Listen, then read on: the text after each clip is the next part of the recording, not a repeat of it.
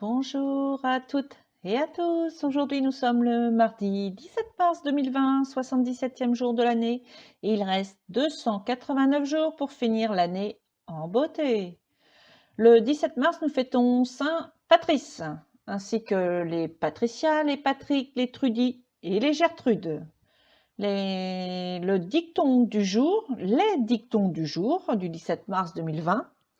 Quand il fait doux à la Saint-Patrice, de leurs trous sortent les écrevisses.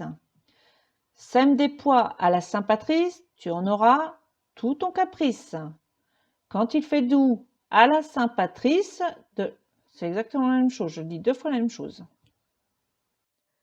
Donc passons au conseil jardinage du 17 mars. Aujourd'hui, c'est le moment de rempoter et de diviser le papyrus, de planter une vigne, de nettoyer la terrasse au nettoyeur haute pression. La carte du jour, toujours du jeu de cartes cœur et âme, carte oracle de transformation intérieure. Une foule d'émotions réprimées est piégée à l'intérieur de vous et il est temps de les libérer. Laissez vos sentiments et vos émotions remonter à la surface. Vous êtes en sécurité. Le moment est favorable pour ouvrir votre cœur et accepter d'être vulnérable.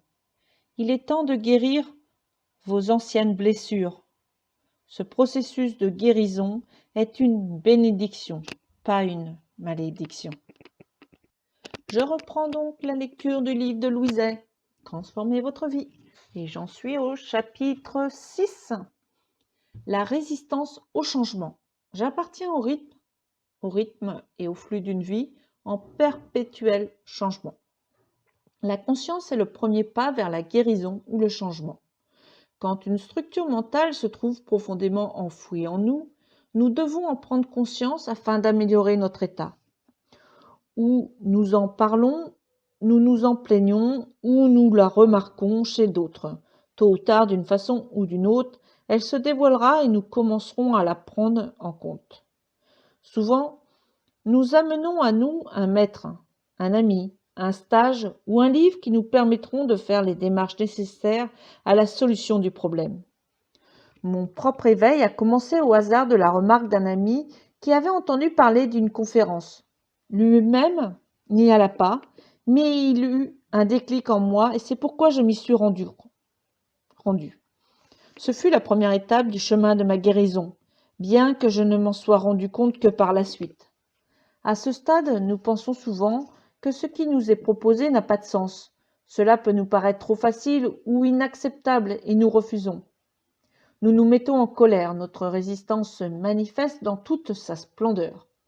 Une telle réaction est positive si nous comprenons qu'il s'agit de la première étape de notre processus de guérison.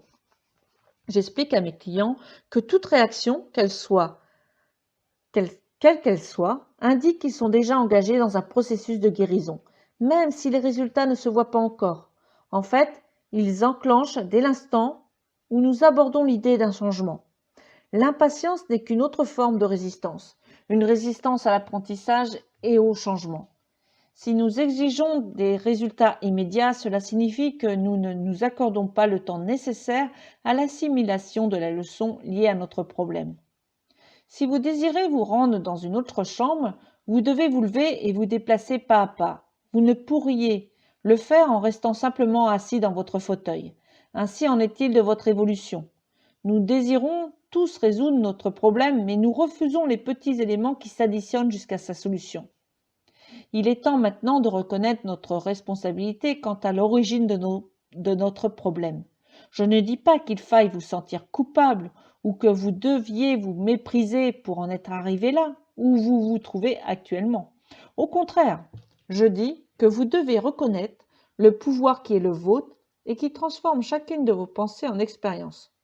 Dans le passé, nous avons utilisé, à notre insu, ce pouvoir pour créer des expériences indésirables. Nous n'étions pas conscients de ce que nous faisions.